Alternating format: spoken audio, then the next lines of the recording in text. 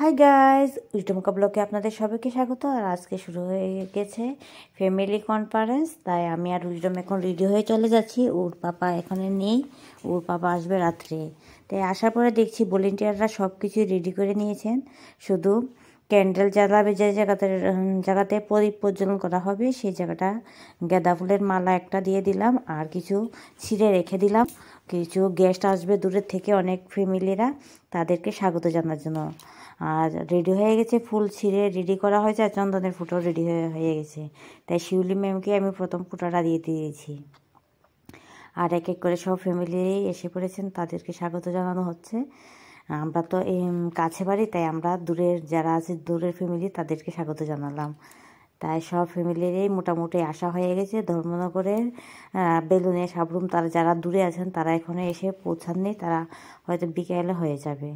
আর আমরা উদয়পুরে যারা আছি আগরতলার, তারা সবাই এসে পড়েছি। আর দেখুন খুব সুন্দর করে হলটা সাজানো হয়ে গেছে। মোটামুটি দেখুন অনেক লোকই এসে পড়েছেন। আর এখানে ফ্যামিলি প্রোগ্রামে 200-র উপরে ফ্যামিলি অ্যাটেন্ড করেছিলেন। তাই এখন কাউন্সিলর স্যার আর আমাদের বাংলাদেশের রাজশাহী থেকে একজন গেস্ট এসেছেন, তাদেরকে ফুলের তোড়া দিয়ে অভ্যর্থনা করা হলো। তারপর প্রদীপ প্রজ্বলন করা হলো। প্রদীপ প্রজ্বলনের পর যে বইটা নিয়ে আমরা 3 দিন স্টাডি করব, সেই বইটা ওপেনিং করে নিলেন আমাদের কাউন্সিলর স্যার। আর যে রাজশাহী থেকে আমাদের গেস্ট এসেছেন ইদলখানি স্যার, ওরা বইটা ওপেন করেছেন। তারপর প্রিন্সিপাল স্যার কিছু এই সম্বন্ধে কথা বললেন। তারপর যারা যারা এসেছেন তারা তাদের পরিচয় দিলেন, নাম বললেন, কে কোন জায়গাতে এসেছেন বললেন। আর প্রোগ্রামটা এতদিন চলবে, খুবই মজা হবে, সবাই এনজয় করবে। তারপর আমরা সকালে খাওয়ার খেতে চলে গেলাম সবাই। লুচি আর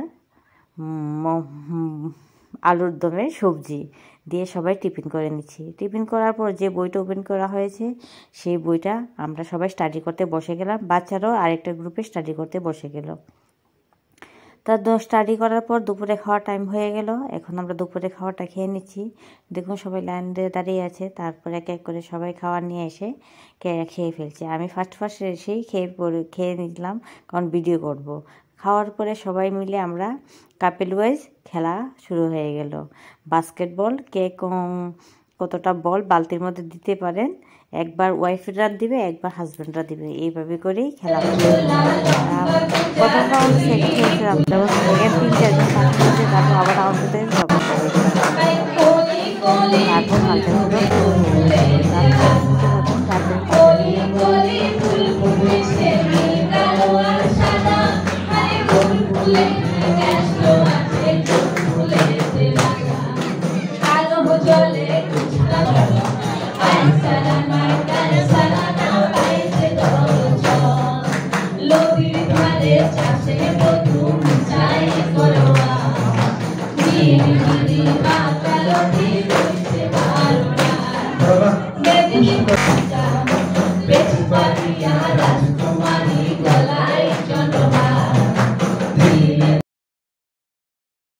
আর কালচার প্রোগ্রাম শেষ হওয়ার পর ভিডিওটা এখানেই শেষ হয়ে গেল। 3 দিনের প্রোগ্রাম।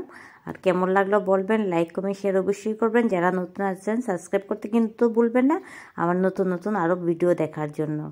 আর আজকে ভিডিওটা আমি এখানেই শেষ করছি। টাটা।